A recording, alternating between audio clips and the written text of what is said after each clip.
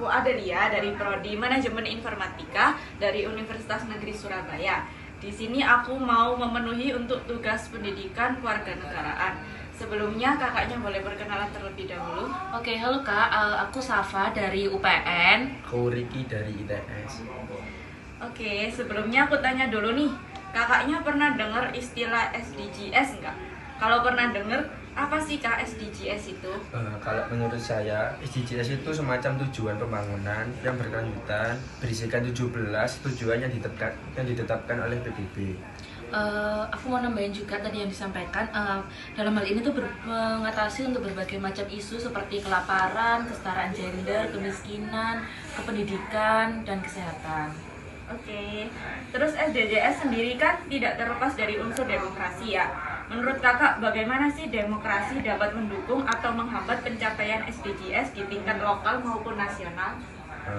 Partisipasi masyarakat di sini dapat membantu untuk memastikan bahwa kebijaksanaan yang telah diambil memperhatikan kebutuhan semua orang dan masyarakat dapat memastikan bahwa pembangunannya berkelanjutan.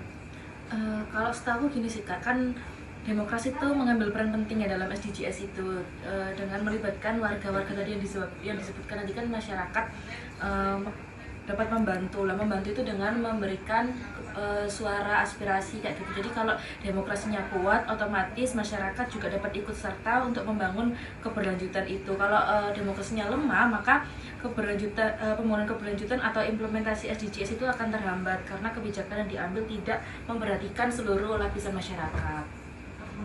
Oke, terus menurut kakak bagaimana sih partisipasi masyarakat dalam proses demokratis berkontribusi pada pencapaian tujuan pembangunan berkelanjutan? Ketika masyarakat itu ikut serta dalam pemilihan umum, mereka dapat menentukan pemimpin yang mendukung kebijaksanaan pembangunan yang berkelanjutan. Itu partisipasi masyarakat juga tadi kan berperan penting ya dari masyarakat itu. Terus masyarakat juga dapat mempengaruhi arah kebijakan pemerintah terkait isu sosial. Terus partisipasi masyarakat juga dapat menciptakan tekanan pada pemimpin dalam menjalankan tugas-tugasnya tadi utamanya tentang SDGs pembangunan keberlanjutan. Oke, untuk pertanyaan terakhir, bagaimana sih Kak partisipasi masyarakat dalam pemilihan umum terhadap pembangunan berkelanjutan ini? Nah, masyarakat kan kalau pemilu kan berarti dia menentukan menentukan pemimpinnya ya untuk di masa yang akan datang. Nah, masyarakat juga dapat nanti mempercayai lah siapa pemimpinnya yang bisa melanjutkan pembangunan berkelanjutan ini, yang menciptakan pembangunan berkelanjutan ini. Oke, segitu dulu pertanyaanku tadi. Makasih ya Kak udah meluangkan waktunya. Bye.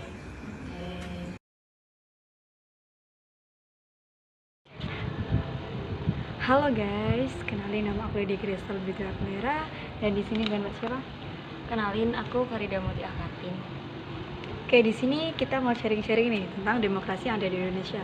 Untuk Mbak sendiri nih, gimana persiapannya untuk pemilu nih?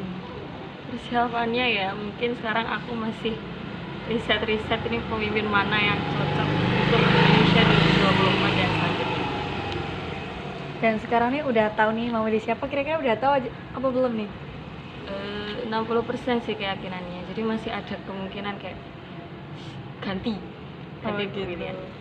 Tapi menurut Mbak sendiri gimana nih pemilu di Indonesia sendiri pada saat ini nih Mbak? Ini tuh kayak settingan atau enggak tuh gimana?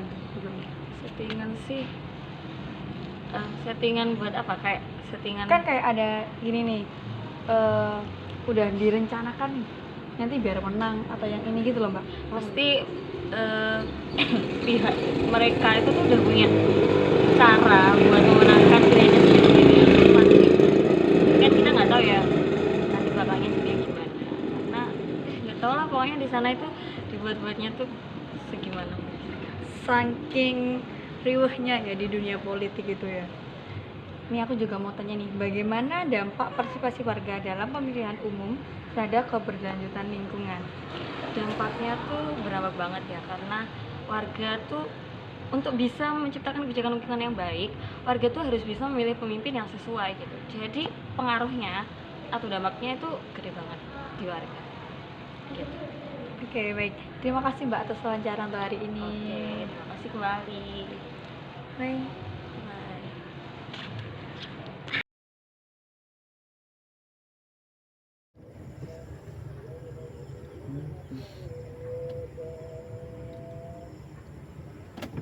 Oke, Assalamualaikum warahmatullahi wabarakatuh. Perkenalkan, nama saya Roy Nurfaza, bisa dipanggil Roy, dengan NIM 2209139735 dari kelas 2022A, program studi D4 Manajemen Informatika Fakultas Vokasi Universitas Negeri Surabaya. Oke, di sini saya akan mewawancarai teman saya, yaitu mahasiswa yang berasal dari Universitas Brawijaya, yang akan menganalisis isu-isu regional atau nasional berdasarkan pelaksanaan tujuan pembangunan berkelanjutan atau SDGs. Oke, sebelumnya kita akan kenalan lebih lanjut dengan teman saya tersebut. Silakan.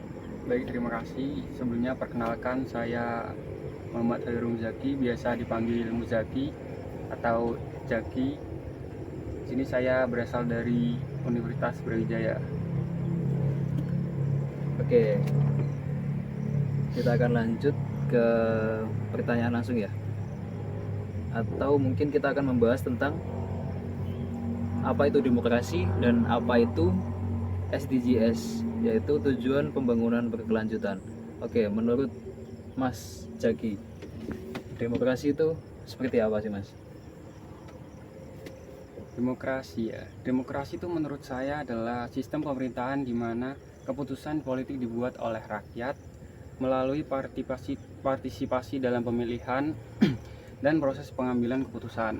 Di sini konsep dasarnya, prinsip dasar pemerintahannya oleh rakyat, untuk rakyat dan dari rakyat. Oke, mungkin kita bisa contohkan demokrasi itu pada saat kita melakukan pemilihan presiden yang akan dilaksanakan pada tahun depan 2024. Itu kita yang milih presiden untuk rakyat, dan dari rakyat ya, Ya, Mas. Oke. seperti itu.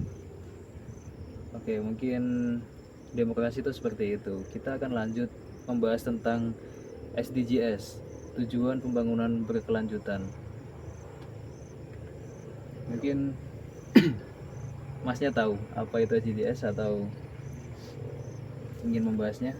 Mungkin saya kurang paham, jadi saya akan menanyakan terkait SDGs kepada saudara. Oke. Apa yang Anda ketahui tentang SDGs sebelumnya? Oke, di sini kan kita juga sama-sama membahas ya tentang demokrasi dan juga SDGs. Dan kalau menurut saya itu SDGs merupakan singkatan dari Sustainable Development Goals yang diterjemahkan sebagai tujuan pembangunan berkelanjutan. SDGs adalah serangkaian 17 tujuan yang ditetapkan oleh PBB pada tahun 2015 untuk mengatasi berbagai tantangan global, termasuk kemiskinan, kelaparan, kesehatan, pendidikan, kesetaraan gender, air bersih, energi bersih, dan keberlanjutan lingkungan. Tujuan ini bertujuan untuk menciptakan dunia yang lebih adil, berkelanjutan, dan inklusif pada tahun 2030. Mungkin seperti itu yang saya ketahui tentang SDGs. Oke, selanjutnya ini sih, Mas. Saya mau membahas tentang hubungan antara demokrasi dan juga SDGs, yaitu tujuan pembangunan berkelanjutan.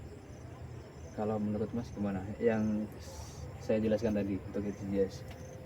Baik, terima kasih pertanyaannya. Kalau menurut saya, demokrasi dan tujuan pembangunan berkelanjutan atau SDGs ya, itu memiliki hubungan erat karena keduanya bertujuan untuk menciptakan masyarakat yang adil, inklusif, dan berkelanjutan. Prinsip-prinsip demokrasi seperti partisipasi aktif warga, perlindungan hak asasi manusia, dan keadilan sosial mendukung pencapaian SDGs.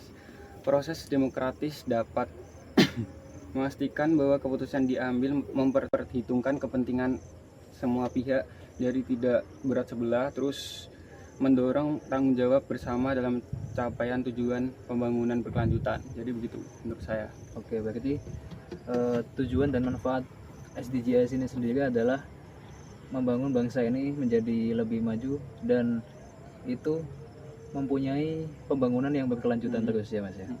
Oke, mungkin cukup seperti itu saja wawancara atau pembahasan dari saya sebagai mahasiswa manajemen informatika, dan di samping saya ada Mas Jaki sebagai mahasiswa Universitas Brawijaya.